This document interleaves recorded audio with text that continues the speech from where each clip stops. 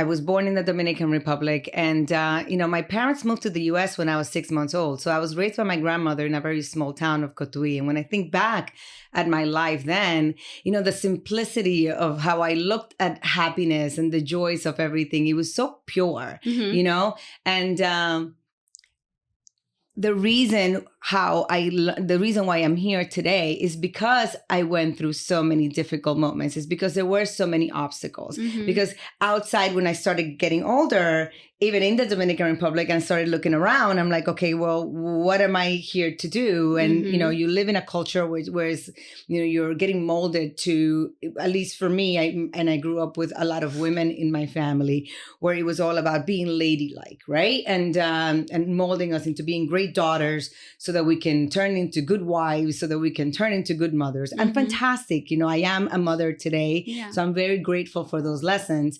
But I also, had to move around a lot. And that's very difficult to continuously adapt. Not being with my parents was a very difficult time for me.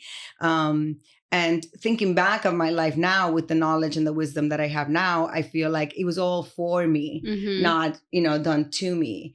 And that's what I want to share. That's how I want my life to be looked at, that it is through these struggles that I have learned resilience.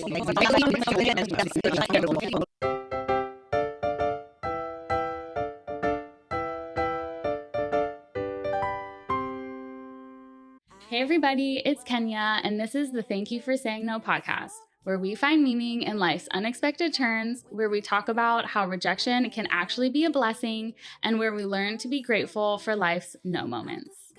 Before we start, can I ask for a favor?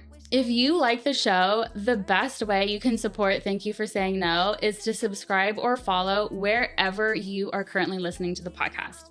YouTube, Spotify, Apple, wherever, hit that subscribe button or hit that follow button.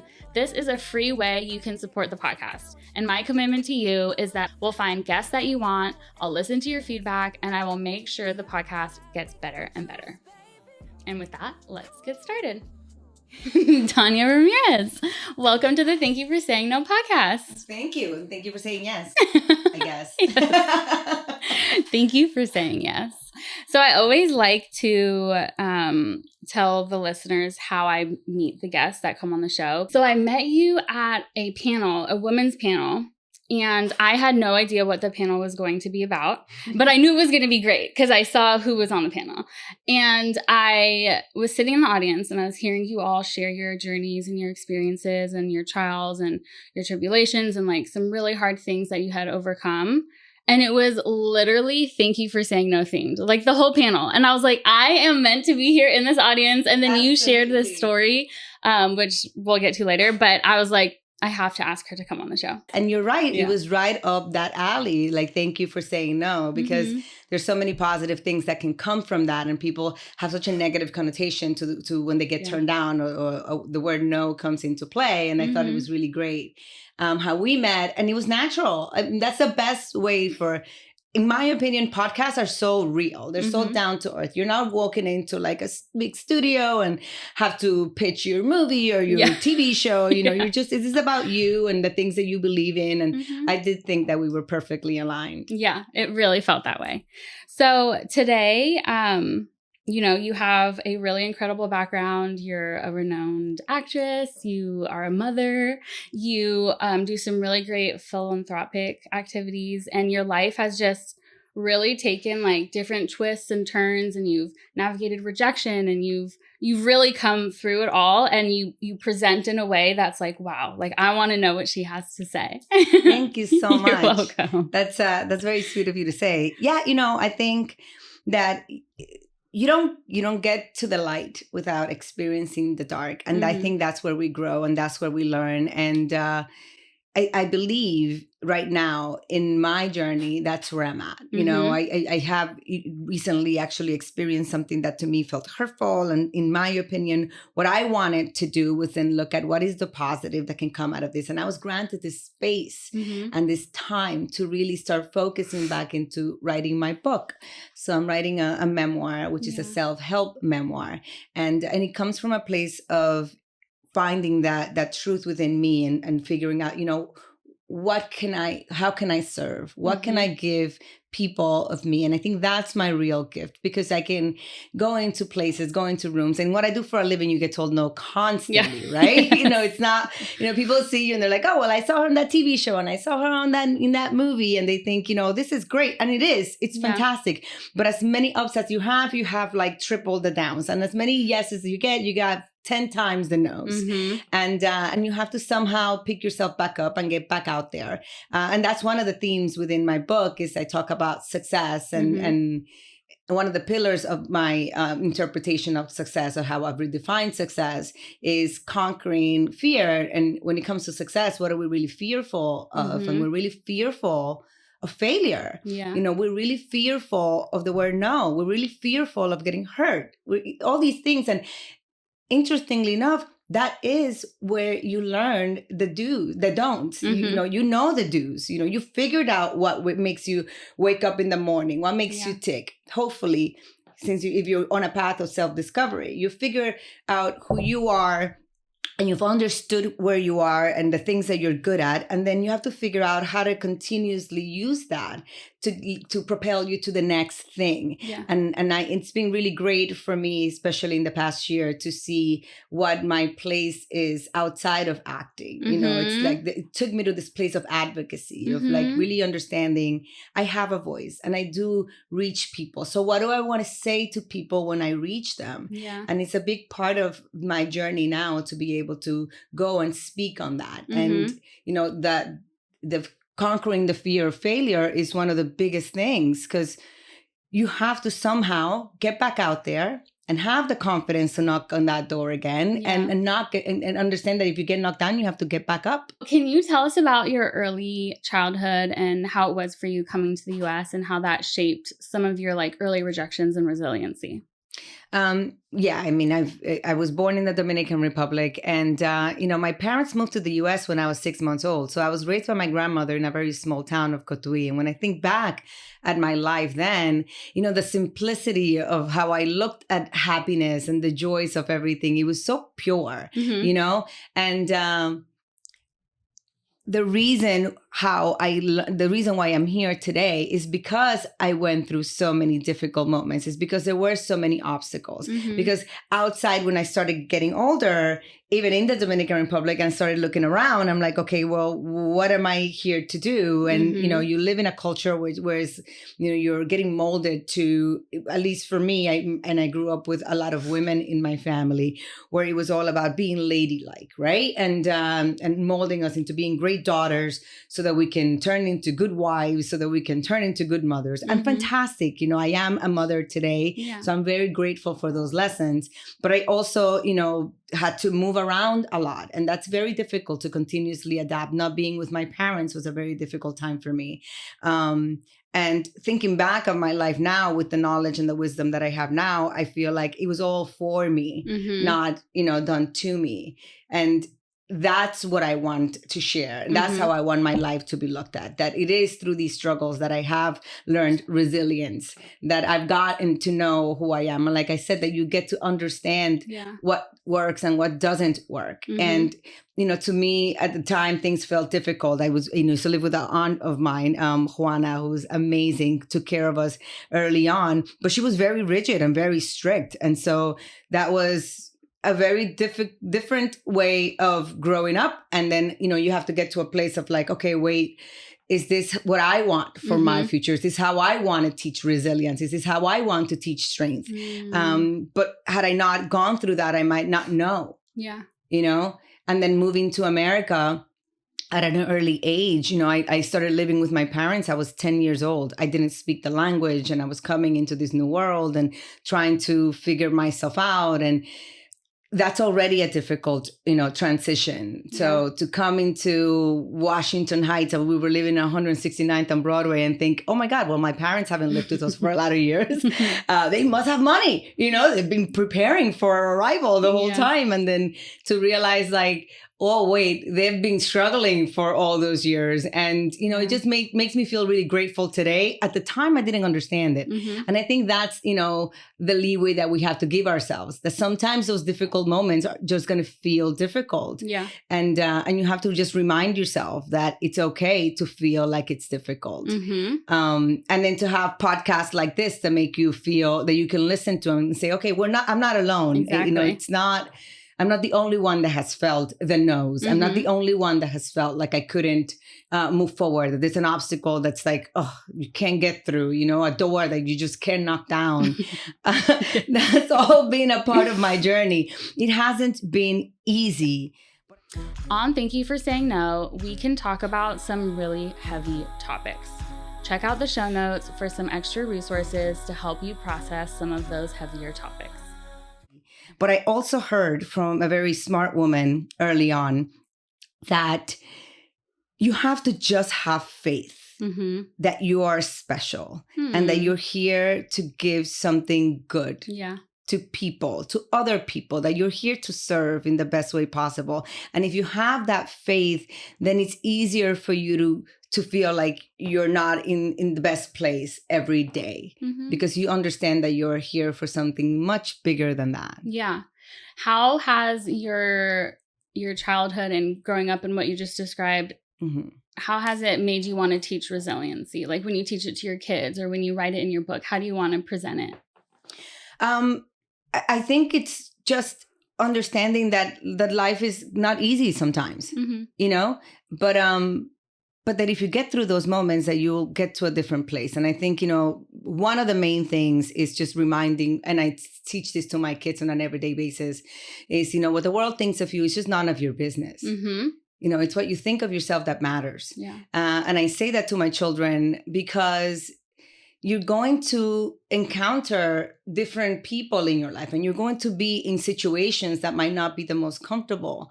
And somehow you're going to have to let it go and know that maybe it doesn't belong to you, or see what part of it is you.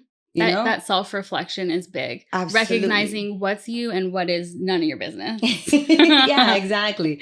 And take the opportunity to take the good out of those situations. And I think that is what resilience is. It's not like you're strong and you don't have to go through down moments where you're down. Like I cry like everybody else, and I get down on myself sometimes. But it's being able to then pick yourself back up and then, look at yourself in the mirror and say, hey, you're okay. And find whatever ritual you need to find that kind of fills your cup so that you can go back into the world and present yourself in the most positive way. And I think that is what resilience really means. It's not just about, you can get through it. It's like, once you're through it, what do you want to do with it? And we're here to sort of like pay that forward and give that back, which is one of the reasons why I was doing, it's a Women's Heritage Month, and we were doing that chat over at the Soho House. I'm actually speaking on Wednesday at another, I'm having a speaking engagement over at the Beverly Hills Chamber on Wednesday night. And it's an evening of just, empowering successful women and successful people that want to hear a little bit about how to move forward and what it means to them, and understanding that we're all unique. Yeah. Right. So what success means to me, it means something totally different to you. What resilience means to me is going to mean something different to you. So really, it comes from self-love and all from within. Yeah. I'm reading this book called Man's Search for Meaning, and it's by the author Viktor Frankl, I think is his name. He was a psychologist. He was in Auschwitz, I believe, and he was writing this like thesis about what the meaning of life is and how to find it and why it's important. And then his thesis got taken and destroyed, and so while he was in Auschwitz, he was still thinking about this concept. And when he got out, he wrote a book about it, and it's like a really amazing, millions of copies have been sold. And it's like people follow this like theory, I guess, but it's about what you just said, that the finding purpose in life is personal to you, and you have to find what your purpose is. There's not just one, this is the purpose of life, this is what it is. Exactly. It's everyone has their own purpose, and they have to find the meaning in it to give them fulfillment and to make them want to wake up every day. It's personal. Absolutely. It is completely personal because we're all on this, journey of self-discovery. Like I said, and I when I moved to America, one of the biggest things, and again, just to talk about a little bit what I'm speaking about on Wednesday, which is success, is, I moved to America is a very individualistic society. Right. And it's all about the you and the go-getter. And when I met my parents, when I got reintroduced to my parents and living with them here, I realized that to them, success was directly, correlated with financial stability. Right. And which is why my parents early on wanted me to be a lawyer. You're a lawyer, right? So, yes. It was either that or I argued too much. So I always, I always wanted to, I was considered a rebel in my house just because I had something to say. And I really, with conviction felt like I was, in the right of saying it. And I've learned in life that, it's not about right or wrong. It's just what feels right for you might be different than what feels right for other people. But I think within that concept, what I loved was that I became curious because I didn't want to be a lawyer. And then I was like, okay, well, got it. So in Dominican Republic, it was all about becoming a mother and, that was their main concern. And then I come here and it's all about making money and that's their main concern. And so it kind of opened up this, my mind into being curious about what else, how can I define that for myself? What else what are the things that make me tick? What are the things that make me want to get up in the morning and do something great? And then once I got past that, I realized that, okay, well, now I'm making money and then I got married and I have 2 kids and now I have a family. And then I said to myself, well, what else? So how can I, at this point, move the needle forward and how can I find my purpose? And I think that's when it changed for me. And it's just, to say that's a whole journey of figuring that out. I mean, it's not something that, straight out of school or, you know what I mean? It just dawns on you one day. It just, it is a lot of self-work and paying attention to the things that you really are into and figuring out how do you share that with the masses? What is your piece of the puzzle? And then understand that you're just a piece of the puzzle. What piece is next to you that you can fit really good with and then uplift them, and then serve them. And then in turn, they will serve you. And somehow, it's all, we're all a part of a way bigger thing, right? So we're not doing this alone. We're not doing this thing called life by ourselves. Yes, it all comes from within. And yes, you have to find that strength from within and your own happiness is yours. But then how do you share that, so that you can actually leave something here and continue on your journey from here on in and make that matter? Hey everybody, real quick, we have some awesome merch and you are going to want to check it out. I've linked it in the show notes. And listen, I pretty much exclusively wear Thank You for Saying No merch because it's literally that fashionable and that comfortable. We have t-shirts, hoodies, mugs, canvas bags. The t-shirts say Thank You for Saying No across the chest. The hoodies say Rejection is Redirection, like this hoodie right here. And there's more to come, so it's very cute. Okay, go check it out. How did you find what your next purpose was? Can you describe that journey a little bit? Yeah, I think for me, it started a little while back because I was already 2017. I was doing a TV show and I was already married and had my children. And I had been working constantly and I wasn't spending enough time with my family. And I realized that was something that really mattered to me. But at the time, I was busy, in my career and putting that, having that take precedence as well because it's something that's also feeding my family. And so I was doing it for them. And I think within that, I started getting lost in what am I really doing for existence, for life, for the human, race. We're here as souls. And even though my children are mine, they're still their individual souls and they all have to figure out what their purpose is. And so I ended up having a surgery that led to a chemical imbalance. And within that year, I was still working and having to promote shows and having to be out there and I couldn't say anything to anybody because, they think I'm crazy because obviously it's not as accepted in the industry yet. Well, it's not just the industry. I think in life, I think mental health is something that, a lot of us are not comfortable with. And so, that was a journey that I was on. And I think through that journey, I started really healing myself. And when I got to a place of like, I really wanted to heal, and I really wanted to understand my path and the things that outside of work made me who I was. The reasons why I was doing well at my job was because I had this gift of touching people, or being able to be vulnerable and be open and share that with the masses. And I think that's when I started realizing that maybe I'm here to share my journey, to share my wisdom, to share those lessons. And that's for me when it started changing. It was a few years ago. And then recently, last year, I had a situation where that led me to have the time and space where I could just focus on that, and again, I think through writing my memoir and trying to look at my life and the things that had happened in my life with a different lens, and trying to look at them, like you said, thank you for saying no. Like if you look at the word no from a different angle, backwards, it says on. So I'm like, okay, well, how can I turn that switch on? So I'm turning it on. You know what I mean? It's on. And so then I had to figure out, well, what am I turning on?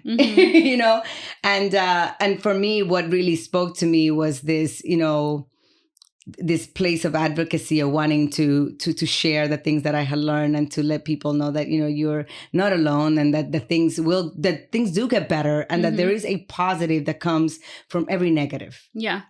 Are you comfortable sharing the story of when you went to India to sort of regroup? Or you went to was it a monk?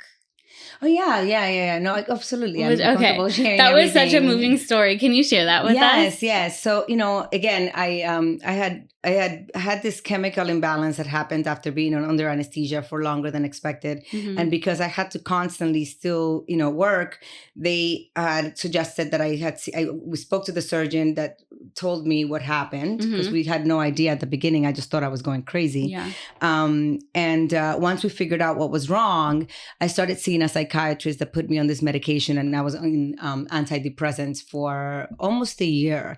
And I'm a feeler, right? I like to feel things. And even in my profession, I like to live in those moments and feel these emotions, whether they're happy and being funny or sad. I want to feel. And the antidepressants were sort of numbing that for me. And then I think I got into a place where I got chronically depressed. I was already dealing with, postpartum depression that I never dealt with. I, had given birth to my children and had to be back at work 2.5 weeks later. Wow. And so, it's a blessing to have been experiencing that. And so I felt really guilty, that how can I say no to work? Because, here are all these people that are in the world that, like, of course they want to be actors, and here I am having these jobs. And how can I then, not want to thrive in them? But I had to take care of myself, and I didn't. And then one day I just woke up and I realized that I wasn't okay. And that I wasn't not just okay, that I was not going down a good path. I was under the medication. It had pushed me to a place where, I can call it the place of no return. I think that's the best way for me to put it. Sorry, I get a little emotional when I think back on it, because it was a very difficult time. Yeah. I know I started reading more and doing some digging on spirituality. And for me, that's what spoke to me. For everybody, it's different, right? Yeah. I don't claim to know what somebody else needs. But for me, I felt like that's what I needed. And I called a friend of mine who happens to be part of my tribe now, Ramona Braganza. She's one of the founders of 321 Empowerment, is this organization who the Beverly Hills Chamber is working with. And she's the one that called me to speak actually on Wednesday. Beautiful. Yeah. So it's interesting that you asked me this question. But to bring it full circle, I called her up, and she had trained me when I did the movie X-Men in Vancouver. I asked her if she knew anybody that was some kind of guru or someone that was, dove into that place of his spirituality. And she recommended Taliban Krishna, who I called my guru now, and I spoke to him over the phone. He gave me a mantra for me to chant at times that I was able to not be on the medication, and I started chanting, and it made me feel like it still made my mind feel still, and that got me to a better place. And then I booked a trip to India. I called my husband, who we were not doing great at the time. Obviously, it was a very difficult time, and I was working. And I said, "Hey, I'm gonna go to India for 21 days." He was like, "What?" And I was very grateful to him because he did come with me because he didn't want me to just disappear by myself. He knew that I wasn't right, that I wasn't doing great, but he allowed me to have my own experience. He sort of like stayed behind and just let me experience what I needed to. And I checked into this holistic center called the Iyla Center in India, and every day they took televisions away and no phones, and they had own plane in the vicinity every single day, and 3 meals a day. It was very strict but also very freeing because you had all this time just with you. And I think I spent the first week and a half crying most of the time, No, seriously.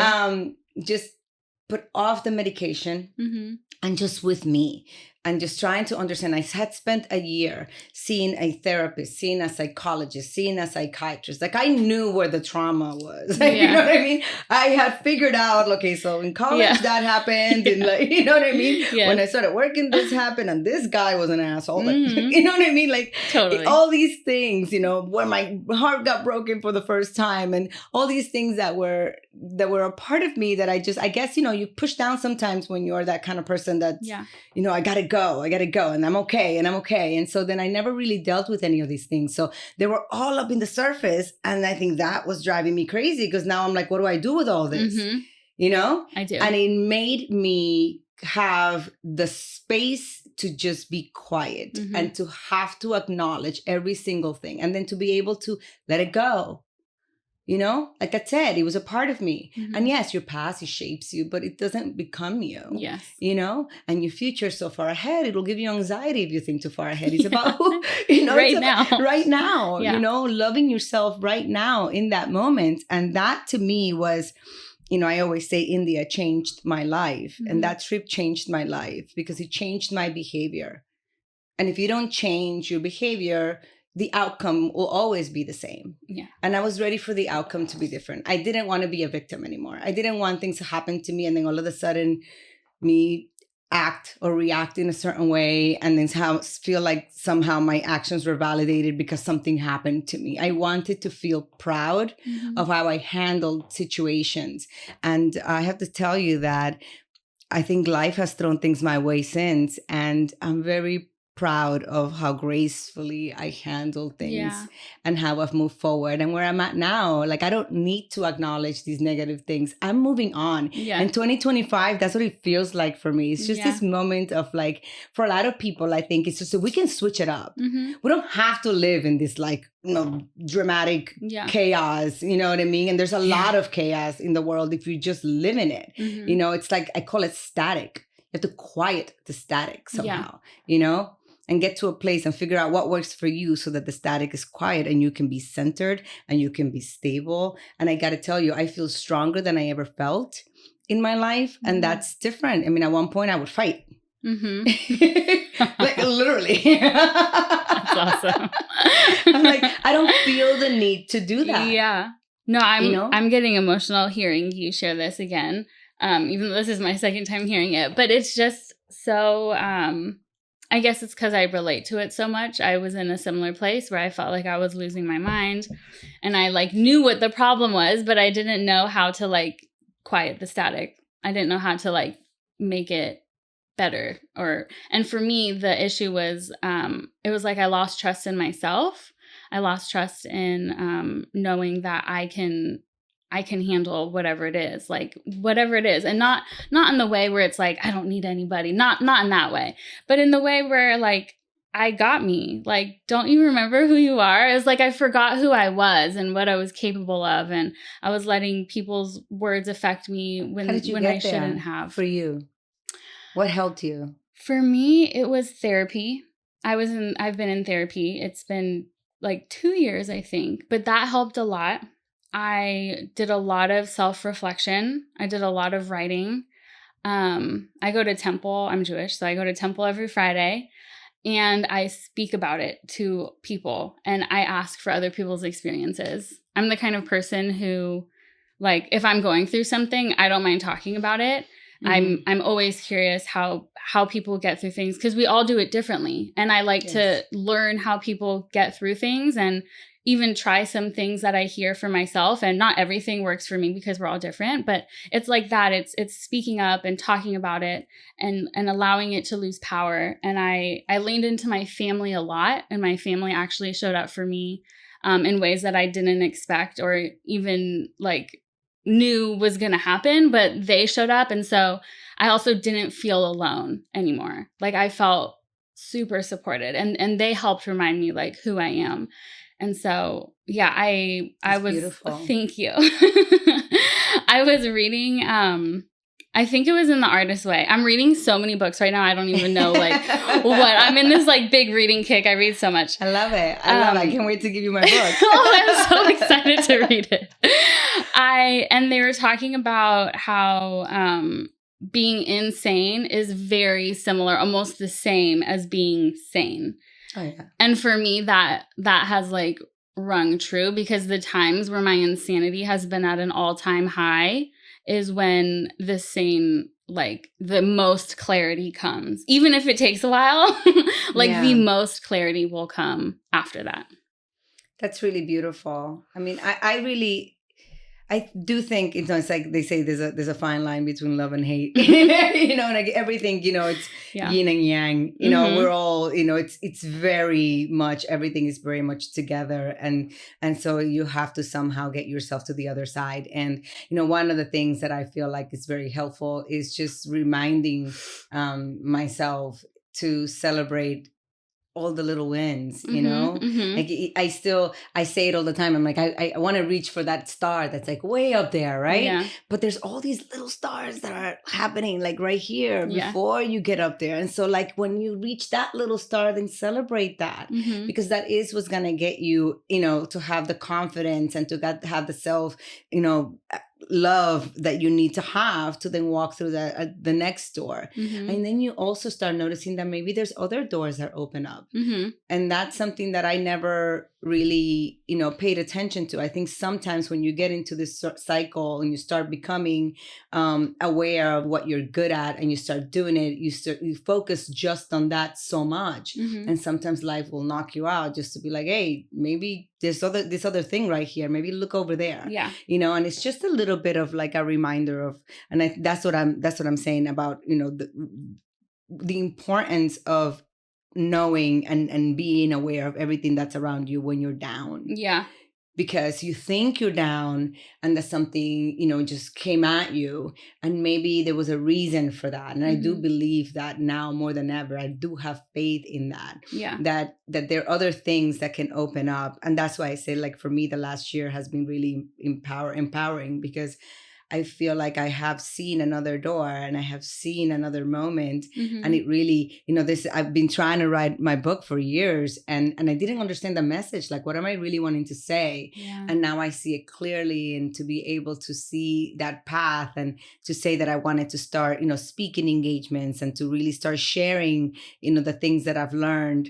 And all these things are now happening in which I get to do that. This is your podcast included, that I get to sort of share the things that have helped me. Yeah. And I do believe that celebrating the little things is super important, because it allows you to continue with the perseverance, to continue, to keep going, to not get down on yourself and stop. Yeah. Right. To remind yourself that you are great. Yeah. You know what I mean? And whatever that is, today for me is that I got to, take my dog to the vet, and, I got her all her meds and all the things that she needed. And, it was her annual, and we're traveling soon. So I got her certificate for travel, and I'm like, okay, I did great today. Yes. Before I walked into this podcast. Yeah. You got to remind yourself not to celebrate too much, that you forget that you're going for that star. for the star up there, because that's also a problem. Yeah. But it's, it's just really great to remind yourself, like, hey, you did something great today, and you know what I mean, and that's a part of you that you should be proud of. You walked into that room, and without expectation. And so that moment, and you lived in it purely, and you did your best, and so then be proud of that, because you never know what's going to happen after you walk out of that door. You never know whether that's going to, propel something else or what you think it's supposed to be. And living life without expectation is very difficult. But it's it's a less stressful life, even though it's harder. If you have no expectations, you get let down way less. No, because it's like, when you don't have, sometimes we think we know what the outcome should be. But you don't. I mean, that's what I'm talking about when I say, have faith. Because it's just like there is a greater good that you're a part of. And I do believe that we're all innately good. Yeah. I can look back at things that I've gone through, or people that I say, wow, why did they do that to me? Why did that feel so bad? And then I have to then have an understanding of, like, well, maybe they were going through something. Why don't I try to look at it from a place of, compassion? Why don't I try to have empathy, and not, think, well, that should have turned out differently for me. It turned out exactly how it was supposed to for me. Yeah. And I have to, and to be able to accept it, and to let it go, and to forgive, and to not judge. Yeah. That's a whole other ball game. Yeah. And that's all, like, thank you for saying no. That's like the undertones or the whispers of thank you for saying no, is like trusting that it's all actually working out for you. That even in these moments where we feel like we're falling apart, and you had to go to India, I had to do 2 years of therapy and I'm still in it. But like these moments, these big life, sometimes years long no moments, are actually like transforming into the greatest thing that we could have ever gone through. Oh, for sure. It's a transformative journey, like we're all starting as one thing, and we're, evolving into something else. And it's all a part of what we're here to do. We're here to learn. We're, as human beings, we're, like I say all the time, this is just a skin. And my kids play this game where they do all these different skins. And I was like, actually the game is actually really good. Like, here I was telling them not to play this game for the longest time, or you're spending too much time on the computer playing this game. Yeah. And then I started looking at what the game was, and then I said, maybe this is a great opportunity for me to see how I can use it as a tool to teach them something that really can be long lasting and can change their lives. And I think that's what I took out of that game. I said, this is the skin that you're in. Your soul is way beyond this. You're just here within this skin to learn the lessons that you're going to learn in life, in this particular journey that you're living in this skin. And so to be able to get to a place where you get to love your skin, where you get to accept your skin, and then accept other people's skins, and then not feel like you have all the answers. That's what life is about. It's a constant, space where you get to learn, and interestingly enough, you only really learn when you fall. It is the thank you for saying no moments that actually really teach you. I always say that, like, in the light you're having fun, and in the light you're hanging out, and you got to the light because you went through the dark. And so the more times you get to the light, the harder the dark gets, because then you have to learn something else. And so now you've graduated. You said it becomes a little more difficult. Now it could hurt a little more. But the trick is to figure out how long you stay in that hurt. And the more aware you are, and the more conscious you are of your existence now, and how you can give that forward and pay that forward in a way that really serves other people. This is what we're here for. It's not just for us. I mean, it's great to be here for us, but then to be able to open up other people's minds and to share your moments with them. I don't consider myself a teacher. I would never say that I'm a teacher, because I'm still learning, but I am sharing. And so I'm allowing people in on my journey, and hopefully that evokes some kind of is thought-provoking enough that they can start realizing their journey. Yeah. I mean, it was for me, for sure. Meeting you and hearing you speak out, you've already had that effect on me. Oh, you're so sweet. This is great.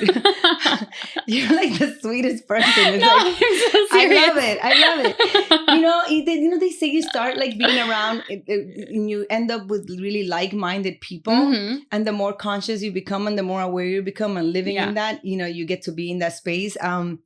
So I'm very grateful that I met you, and I'm very honored to be here and sharing a real story, and something that I think, the world needs to hear. Mm-hmm. I love your podcast for that. Thank you. Do you want to share your, anything for the listeners? Anything where they can find things you're working on, or anything you want to share?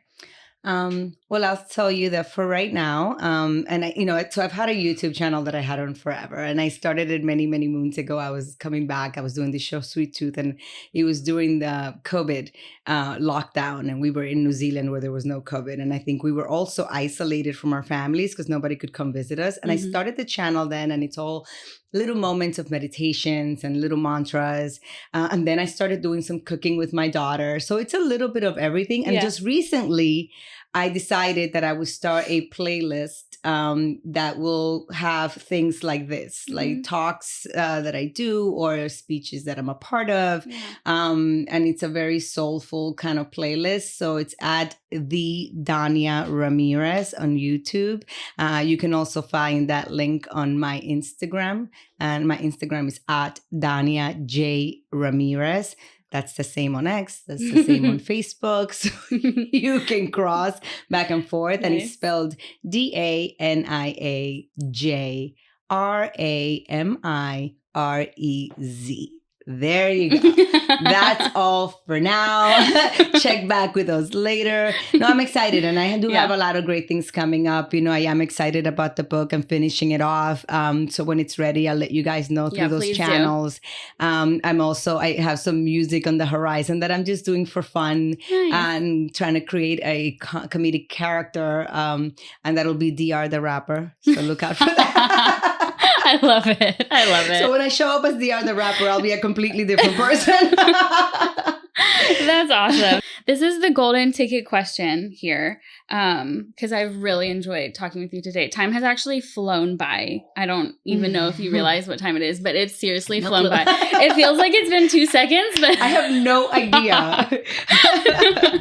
Time can bend, right? I feel like we just bent time. Okay, great. But everything you said, it really means a lot, because for the listeners, this is our first time really talking, like one-on-one. I've obviously heard you speak at that event, but this is our first time really talking and connecting, and just the fact that we could cry together and we just met today. It just means a lot that you come on the show, you made the time to do this, you identify with the theme. It really means a lot that you came here today. And so we'll end with this golden ticket question that I always ask, but are you thankful for all your no's?